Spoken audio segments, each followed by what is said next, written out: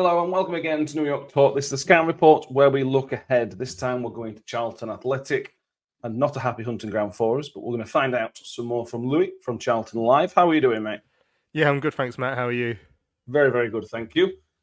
Let's start with what I think Rotherham fans feel is the elephant in the room. Let's talk about Nathan Jones. We talked before we started recording that he nearly became our manager, so I think a lot of Rotherham fans have looked with interest at how things have gone so far, and it seems he's done pretty well. I know, am I right in saying that he lost to Reading initially and then has been unbeaten until he lost to Reading at the weekend? Is that right? Pretty much, almost. So, yeah, his first game back in February last year, we lost to Reading, and after a full time of that game, we were only outside the League One relegation zone on goal difference. So that was back in February. So came in with the club not in a great situation. Then went on something like a 15-16 game unbeaten run until the final day of last season where we did lose at Wycombe. But yeah, started obviously this season really well. We went and won our first 3 league games without even conceding a goal. Before we went back to Reading and lost 2-0 again. Same scoreline, goals scored in exactly the same minutes as what we lost there last season as well, which was really weird, 66 and 76. And yeah, that was probably the first sour point of this season, because overall it felt like we'd started really well. Some of us maybe needed to see it to believe it that we were going to be as strong as we looked like we had. But yeah, we hadn't looked like conceding a goal this season so far. And then even on Saturday in the first half, we were under a lot of pressure, but not giving up much in the way of clear-cut chances. Second half started really well, but then one long-range goal and one really silly goal where we fell asleep at a throw and we thought should have been ours, but went the other way and they took it quickly, and that's where it fell apart. So yeah, overall, I think he's laid the groundwork pretty well. I've just got to mention the post-match, which was just the thing with Nathan Jones. Everything he does is kind of theatre, and I like that side of things. With Charlton fans, I haven't seen any major bust-ups other than that one. Is he? I imagine he's still pretty popular, bearing in mind the start and the run you've been on. Yeah, he's massively popular. I'd suggest with the fans from what I've seen, everyone I speak to. The post-match interview on Saturday, also the one you've all seen on social media is the club interview, and he was pretty well. So that I think, looking back at what he's been like on the rare occasions we have lost, so you can't really count the Reading game last year because that was his first game. So the post-match interview was very much, what have you learned about your side so far? When we lost to Wycombe on the final day, so I do separate interviews with him through my work and I remember on that game thinking, he's really taken this quite badly, because it's the last day of the season, no one really cares. He was really upset, and then Saturday, my interview with him, he wasn't quite as bad as he was on the one with the club, but then I'd gone first on Saturday, so I think by the time he got to do the club one, he's probably had enough of it. But that is sort of how it goes with him. We've seen those famous clips of him, obviously the famous one where he says he's going to be physically sick up at Blackburn when presumably he's lost there with Luton. He is one of the most emotionally intense managers we've come across so far, which is quite interesting, because obviously before him we had Michael Appleton, who was the complete opposite. And Charlton fans would say they thought that meant Michael Appleton didn't care, and I never saw it that way, but he just didn't show it to that extent. But yeah, it's definitely a natural reaction for him. He can't hide his emotions, and when you win and he's cheering the crowd, it's a brilliant moment. But obviously when you lose, and in my opinion, I didn't even think we were that bad last week. Like, we weren't at our best, but I thought I was a bit shell shocked when he came out as upset as he was. But yeah, when we lose, there's no hiding place for anyone, whether it's the players, the manager, or the person who has to interview him. Absolutely. Before we come into this season in a bit more detail, just a couple of years since we last played, Charlton have been under a cloud of ownership issues over a number of years. Where do things stand for the club at the minute? From the outside, it seems you're in a positive place at the minute. So you'll remember all the scenarios we went through with previous owners. We had Ronan Duchâtelet, the Belgian guy, who does still own our ground and training ground, which does make things sort of awkward. But then he sold to some particularly dodgy characters. So going back about 5 years, guy called Matt Southall, and there was this fella called Tanu Namir, and overall they were very, very dodgy people, like money leaving the club rather than coming in, that sort of stuff. But yeah, then it got moved on to some equally dodgy people. Yeah, he like no one really know. Then we got on paper sort of. I don't know. Fans like to see it as Thomas Sandgaard, who was this Danish guy, American guy, came in and rescued us somewhat from the proper crooks. But he wasn't a dodgy geezer or anything. He was just in out of his depth really, and you know, I think he didn't treat staff the best behind the scenes as well. But he'd sort of had enough at some point, and then so we got linked with going back a couple of years now. Really, we first got linked with Charlie Mevin. Who, if you ever seen Sunderland Till I Die, that's what he was most known for. He was the geezer in that documentary, involved around the time that Stuart Donald bought Sunderland, and obviously they weren't massively popular there. That sort of consortium.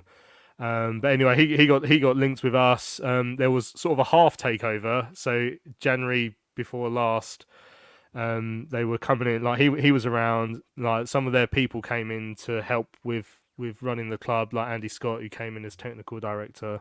They were there, sort of oversaw the whole January transfer window, and then the deal fell through. So then we had 6 months of like a manager they sort of half bought in Dean Holden.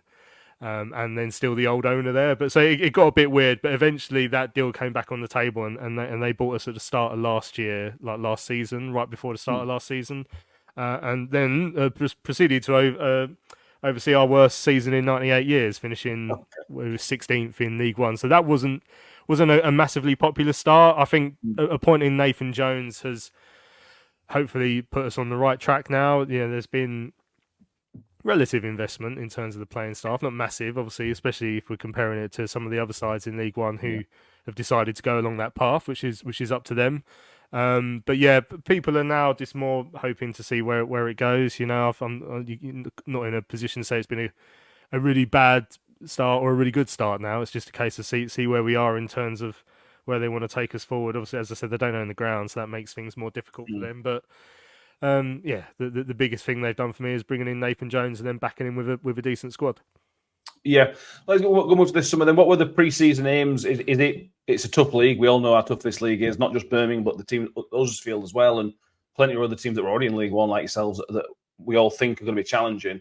Is promotion playoff the aims, or is it solidify? Where do you see the aim pre-season? It's got to be promotion, especially like for Charlton in League One. I mean, it sounds ridiculous to say it now. We're in our 5th year in a row here, but we should always be aiming for promotion in League One. We've just made it look a lot more difficult than we should have done over the years. But I mean, this is a tougher year. Last year was a bit of a wasted opportunity because a lot of people thought it looked like a slightly weaker League One last year, and we didn't take advantage of that at all. In fact, we massively contributed to it being much weaker.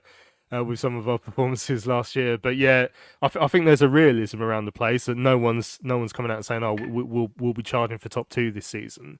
It's sort of like I think we have to make a push for the playoffs minimum, and yeah, I don't think it will be easy. I've got us down as a side that will challenge top 10. Will be sort of top 10 with a challenge for the top 6, rather than saying I think we're definite top 6 with a challenge for the top 2. But yeah, I mean the stated aim is always got to be promotion for us in League One because it's a bit of a graveyard for the slightly bigger clubs, like especially for this level, and we've been dead and buried in it for a little bit too long now. Yeah, some big clubs been stuck for a while, haven't there? To be fair.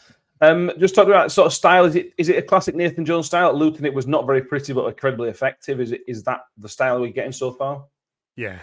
And last season, actually, funnily enough, I struggled to work out what our style was under Nathan because this year you're seeing it a lot clearer because we have become more solid, like defensively solid and structured. Whereas last year he came in and tried to do that, and we did improve to an extent, but every game we gave up a silly goal. I think only Carlisle kept fewer clean sheets than us last season. We only kept 5 last season. We've already kept 3 this season, and we're in September, so we're over halfway there. We've nearly equalled last year's total. But yeah, we're really well structured. So that's not to say that we really sit off teams. It means we're hard to play through, but also everyone likes to talk about it, but we press really high, and a lot of our goals and chances this season have come from winning the ball really, really far up the pitch, like actually in possession. There's an element. I'd say it's more than fair to say that if someone tried to say we were a long ball team, I wouldn't argue against it. Like we certainly use that a lot. We've got other parts of our game as well, and I'll try and use the wing backs to get forward a little bit. But yeah, it's effective football rather than the most attractive on the eye football. And yeah, so far it's worked reasonably well. Just if you could pick out a couple of players who is any shining stars this season that we should be kind of looking for that's going to cause us any threats. So that's where it's quite interesting for us. I did the same with the Reading pod last weekend before we played them. Like it's quite hard to pick out one. Like, I picked out Thierry Small as someone who might actually stand out because he can get on the ball and run, and he went on to have an absolute stinker at Reading. And actually, by the standards we've sort of given him, he hasn't had a great season so far. But in terms of someone who could do something individual, he could probably turn it on and bring the ball up the pitch, which most won't do. Tyrese Campbell, who's been playing as a striker for us so far this season, had usually been a winger, but he's been playing as a striker. Nathan's tried to mould him into that role in pre-season. He has the potential for moments of brilliance. Like we saw a couple of them at Reading on Saturday, where he like skinned the fullback and put in a decent cross. So he's one I like to try and point out. I think Luke Berry, again, so he was sick last week. He played, but he was sick last week, so he wasn't at his best. But he's had a nice knack of popping up on the edge of the box so far this season and getting shots off. So he scored a late goal against Orient. Obviously, he was playing in the Prem last season with Luton Town as well. So he's got a bit of pedigree. But if he's fighting fit, he looks like he could be quite lively. And I always like to point out the strikers that we've been bringing off the bench so far this season, both between them have got something about them. So Matty Godden's got like an incredible goal record in League One, and he didn't have a reasonably bad one in the Championship as well with Coventry. He's got one so far off the bench, and Chukwuemeka, who is our super sub, because if you start a game with him, he gets injured. Unfortunately, he's got one of those bodies I've never understood. But he is so effective off the bench. Like he's sort of like a combination of muscle and touch. So like he can be a battering ram, but also like you get the ball to his feet. He's very, very good with that as well. So there's some players that will stand out in our side to an extent, but overall we're more about being a team and pressing as a team and forcing mistakes as a team. So yeah, it is a harder one to answer this year than, let's say, last year when I would have just gone Alfie May. Yeah, true. Well, let's finish up if you can on the prediction. Our record at Charlton's 83-82 since we last won it at the Valley. So what do you reckon? What do you reckon the score prediction? I was I've never, obviously, you not beaten us in my lifetime, which was quite a nice little stat. And I noticed you haven't won away in probably most of my lifetime as well, but in nearly a couple of years. So I've got to back us because I just think we are effective, and at home we've been good so far. So yeah, obviously you guys have got your tails up after last weekend. So maybe like a narrow, like a 1-0 to Charlton, but it can be quite hard to predict games against sides like Rotherham because you never know what you're getting, especially in this early stage of the season. It's not going to be pretty, is it? With our style and your style. Nah, but I'm sure something will flare up, possibly on the touchline. I could see that apparently they had a run in when he was at Mansfield. I was trying to find out about it. I was looking at some old stories, but I'm sure there's a level of respect between the managers I was reading. But yeah, I'm sure one of them will say something out of turn, which would be fun. Yeah. Well, hopefully a camera on touchline. That'd be great, Sky. Sky Sports Plus or wherever it's on this week. Thank you, Louis. Make sure you check out Charlton Live. We'll put the links in the comments as well if you want some Charlton stuff. Thank you very much. Please subscribe if you're watching on YouTube, and we'll see you all next time. And as always, up the Millers.